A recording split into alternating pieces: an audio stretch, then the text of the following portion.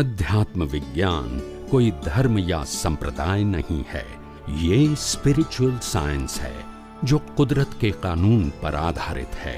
ये विज्ञान पूरे ब्रह्मांड के सभी रहस्यों को उजागर करता है और जीवन के सभी पहलुओं को समझने के लिए एक नई दृष्टि देता है। इसी को आर्ट ऑफ विजन कहते हैं, दुनिया को देखने की एक नई दृष्टि, जो अध्यात्म विज्ञानी परम पूज्य स्वामी श्री कमलेशानंद जी के निर्देशन में सनातन सत्य का अनुसंधान कर हमारे जीवन को प्रकाशित करे। जय सच्चिदानंद।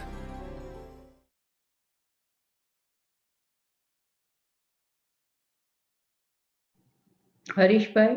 हाँ जी, जय सच्चिदानंद स्वामी जी।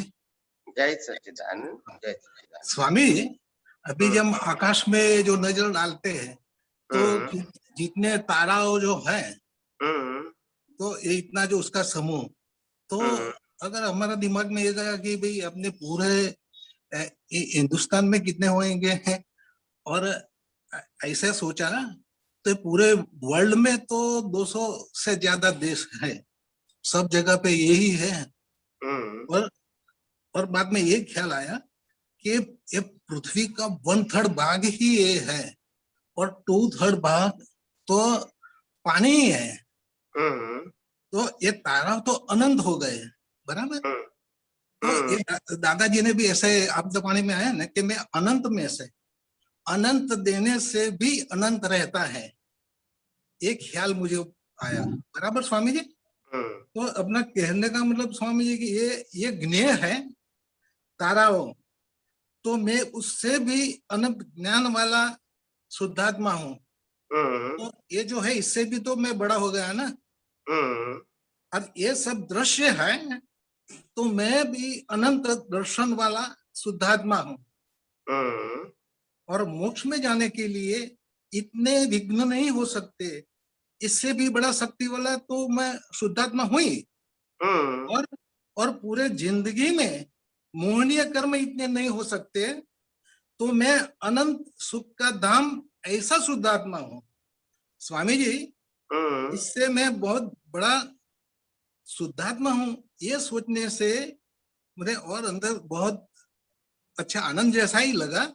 दूसरी बात यह है कि ये कुदरती रचना तो जरूर है, मगर इसके बारे में क्या विशेषता है ये मुझे आपसे जानना है।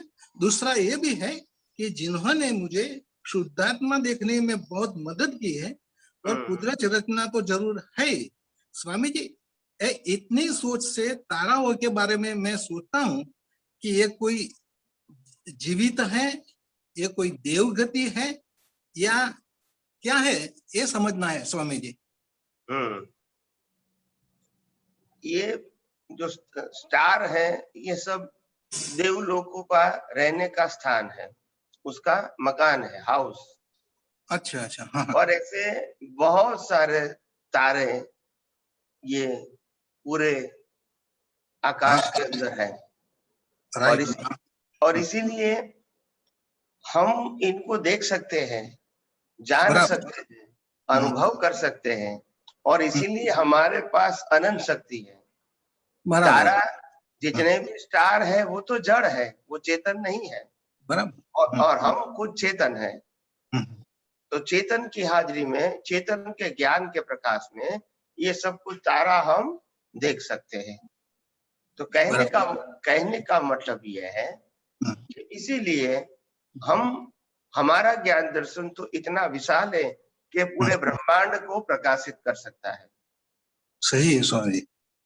और इसीलिए आत्मा को अनंत ज्ञान वाला बताया, पूरे ब्रह्मांड को समझ सकते हैं, इसीलिए अनंत दर्शन वाला बताया।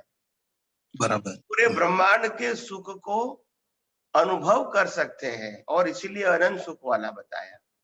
और पूरे ब्रह्मांड की शक्ति को भी अनुभव कर सकता है, इसीलिए अनंत शक्ति वाला बताया।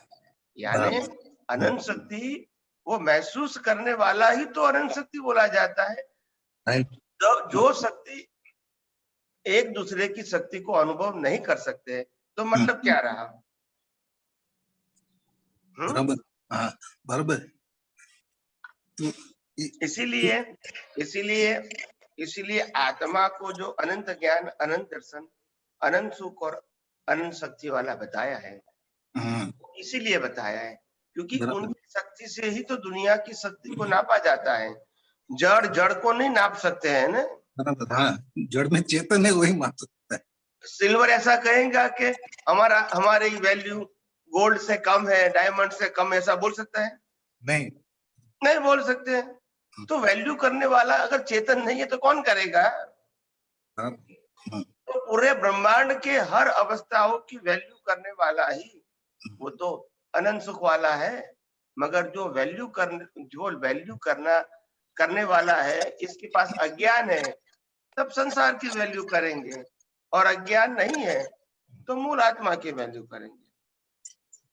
बस स्वामी जी, और ये देखने से ही अपने को ये अपना जो शुद्धात्मा अपन है, इतना अपना जो क्या पावर है, जो ऐसे जो देखने में नहीं आता है, मतलब इतना सॉलिड है कि क्या बोले।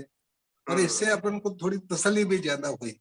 ये सब कुदरती रचना ही है ना स्वामी जी? 100% जो भी दिखता है, जो भी 5 इंद्रियों से अनुभव में आता है, मन वचन काया से होता है, सब कुदरती रचना है, सब। जय सच्चिदानंद स्वामी जी।